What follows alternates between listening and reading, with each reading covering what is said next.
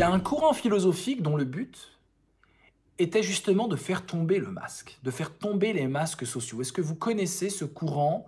Diogène, c'est pas mal, Chris, c'est pas mal, mais j'ai dit les philosophes. Ce sont les cyniques, bien sûr, hein, il faut en parler un peu. Ce que voulaient détruire les cyniques, c'était les conventions sociales. Et ils avaient toute une panoplie d'outils pour lézarder les hypocrisies mondaines. Ils maniaient un verbe violent. Il y avait une grande violence parce qu'il y avait une violence contre les bienséances qui étaient perçues comme de l'hypocrisie. Revenir à l'état du chien, c'est le chien qui dort dans une jarre géante, ou un tonneau si vous préférez. C'est pas l'être humain. Donc la convention de cuire sa viande, et non, on mange la viande crue. Donc tout ce qui est conventionnel était à détruire. On faisait montre, quand on était cynique, d'impertinence. On provoquait, vous connaissez le mot de Diogène, quand Alexandre le Grand, qui visite le coin, dit bah, « j'aimerais voir Diogène, un des plus grands sages de l'Antiquité ».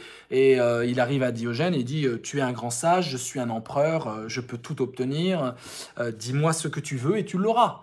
Et le vœu de Diogène, le cynique, écarte-toi de mon soleil. Tu me fais de l'ombre, quoi. C'est casse-toi, tu pues, marche à l'ombre. Il lui dit ça à Alexandre le Grand, avec toute une armée derrière et tout ça.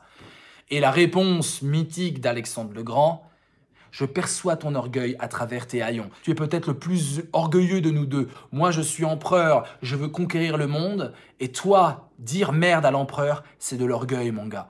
N'oubliez pas qu'Alexandre le Grand a été à l'école d'Aristote. Il avait juste comme prof Aristote, je veux dire, un des plus grands philosophes de l'Antiquité grecque. Une impertinence, hein, écarte-toi de mon soleil, et une immense pertinence. C'est le clash philosophique avant l'heure. Vous savez que j'ai consacré tout un livre à cette notion de clash. Hein. J'en fais pas du tout le clash de la télé-réalité. Le clash, pour moi, c'est l'essence de la philosophie. La philosophie, elle doit prendre cette impertinence-pertinence. Elle doit enlever les masques, même si le philosophe est masqué. Je crois vraiment qu'il y a ce travail de parce que je te choque, parce que je perturbe tes attentes. L'adolescence, c'est le moment où j'ai le droit d'être cynique. L'âge bête n'est pas du tout un âge bête, c'est un âge irrévérencieux.